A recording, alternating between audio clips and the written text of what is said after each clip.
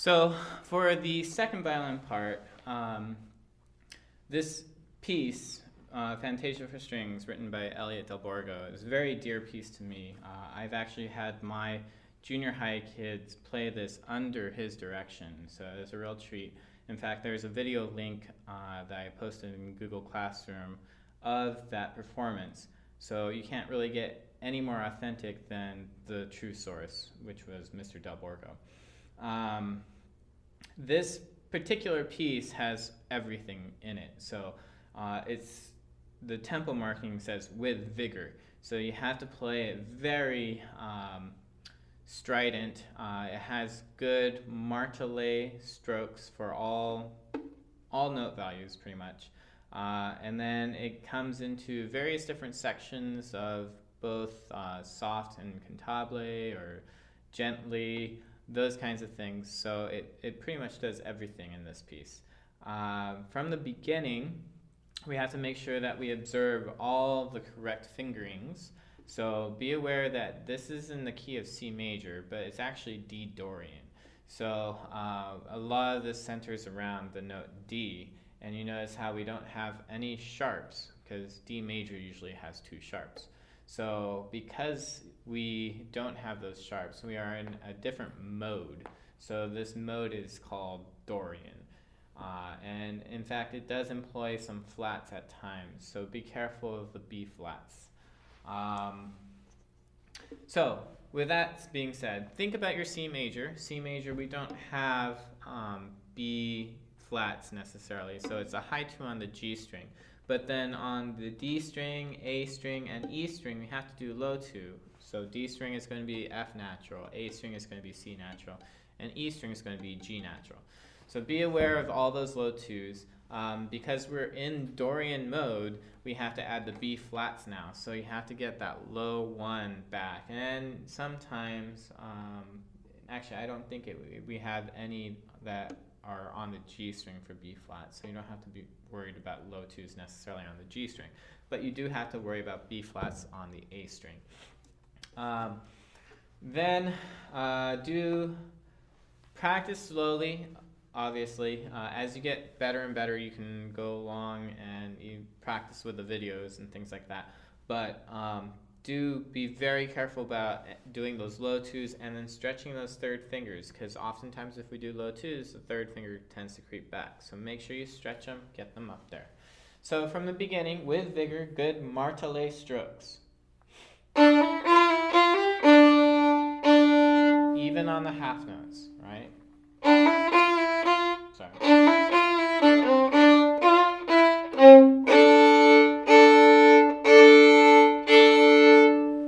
So with vigor means with strength. And then going on.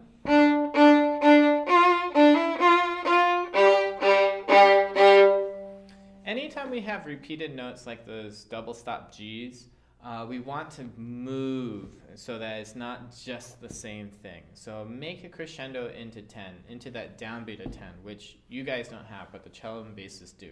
So we're kind of like handing it to them. So when you practice your double stops, make sure you're thinking about the top note and then just adding in the open string below it. And then also tune it up. So if your third finger's a little bit off, it doesn't sound good. So fix it until it sounds correct. Right? And then 10, same thing.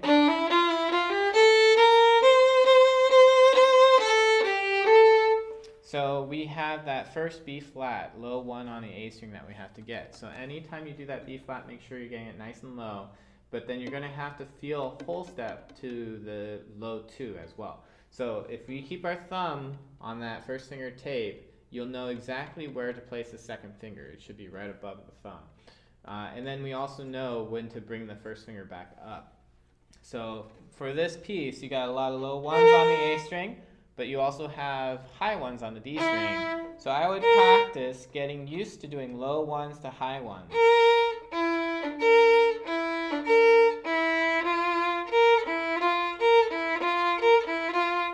And then and just feel it resolve to your second finger on the D string. Let's see. So that was 10.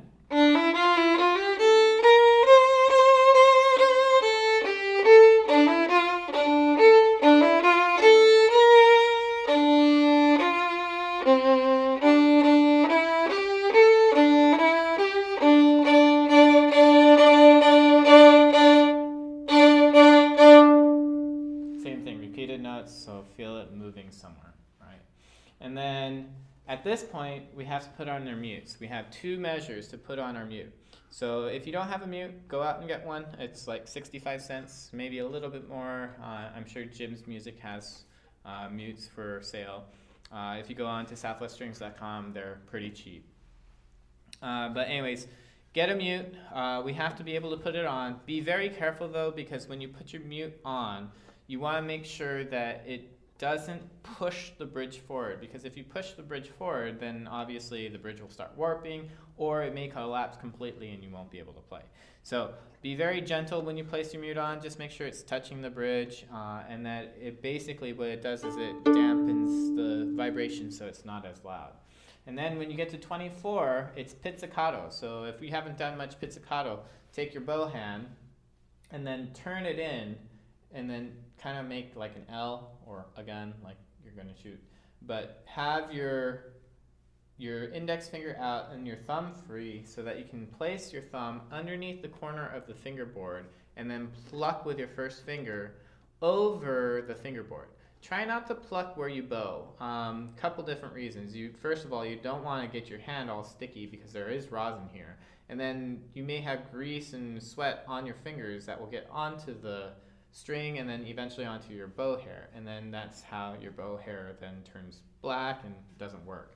So make sure you feel that first finger move over the fingerboard where we don't play with our bows. And then 24, many times I've heard groups play this and they speed up. We have to be careful about pizzicatos. Pizzicatos are very dry.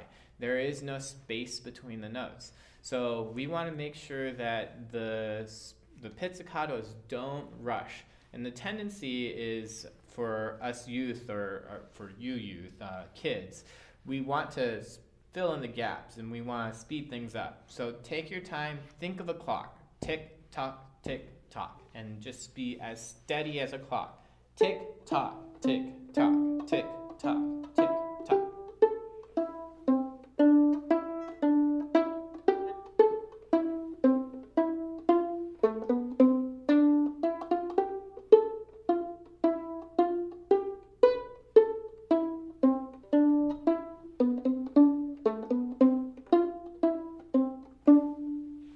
Actually the melody, so it's a very important part for the second violin.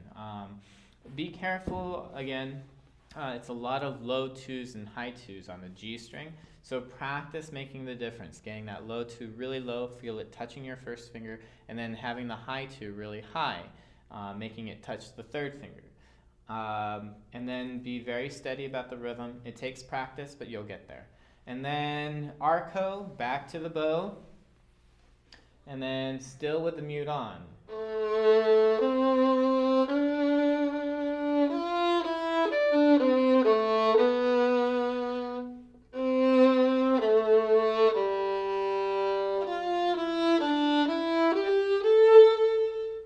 So this section has to be a little bit more cantabile. It's not marked in your part, but it is marked in the first violins. Cantabile means to sing, so I want you to make it beautiful and sing it all the way through. And then we come back to measure 46, which we're back to pizzicato, and the mute now comes off. So slide your mute off, be careful with the bridge, and then tick-tock, don't let it speed up.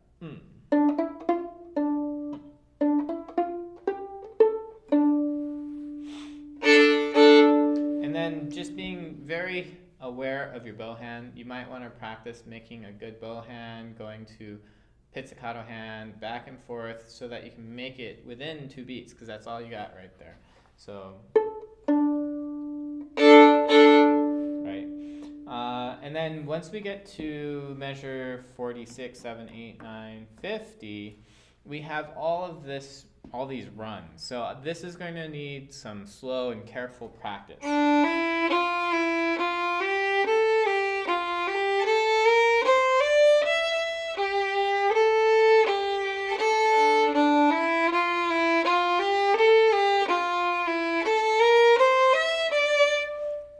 So when you practice this one, you have to be very diligent about the second fingers, very diligent about the third fingers, and even the fourth fingers. Making sure that you feel the 1 touch 2 on the D string, stretching 3, stretching 4, and then low 1 on the A string. So that's our low finger pattern. So it's going to take quite a bit of work, but you're going to have to get used to it.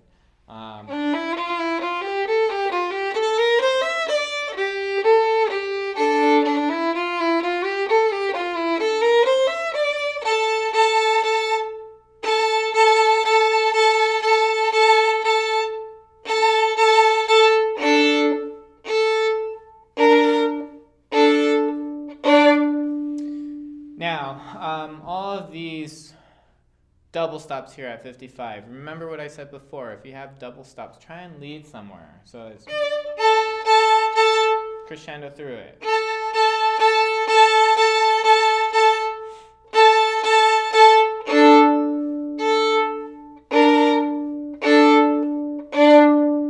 Right? And then with those double stops at the end, where it does kind of chords, just be aware of the top note. So A, B flat, A, and D. And then just add the open Ds to it. Second note does not, it's just a single A, and then D and B flat, D and A, D and D. Right? Once we get to 61, it's going to slow down in half. So it's going to take twice as long per beat. So where those chords were, 1, 2, 3, 4, 1, 2, 3, 4, 1, 2, 3, 4. And then now it's marked with the cantabile. So play with vibrato, nice and smooth, beautiful tone.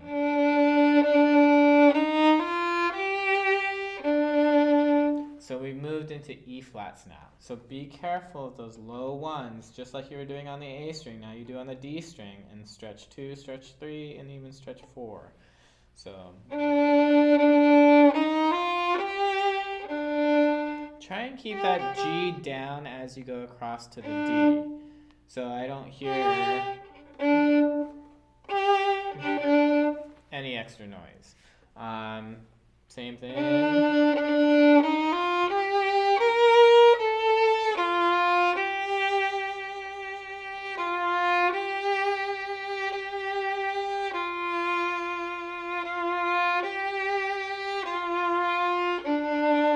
Be careful and measure 66 as well as 68. You have a dotted half note going to a quarter note, and it's easy to hold that bow out for 3 counts and then do a big whammo on the up bow, but we don't want to do that. We don't want an accent to stick out. So be very cognizant of your bow and make it nice and light on the up bows. Don't let it stick out. And then we finish it with this piano.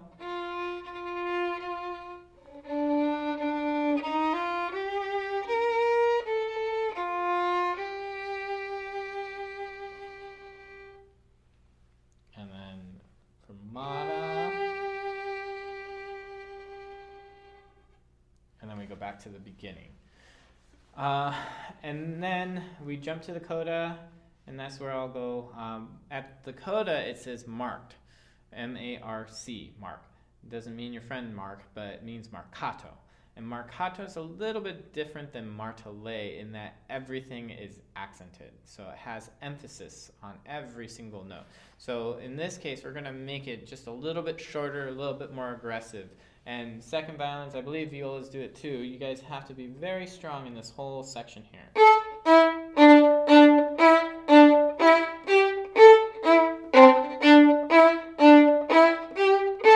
Now be careful, because it's easy enough to get the down bow marked, but up bow marcatos are a little bit harder. I don't want you to sound make your up bows as even as the down bows. So give more weight to your up bow than you would on your down bow.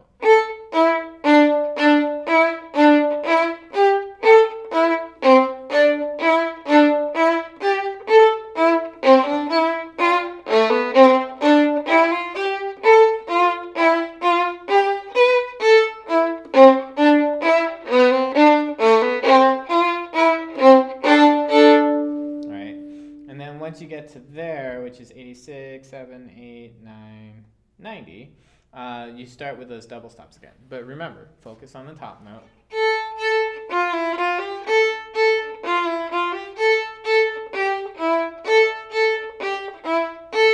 Right? And then add in the Ds.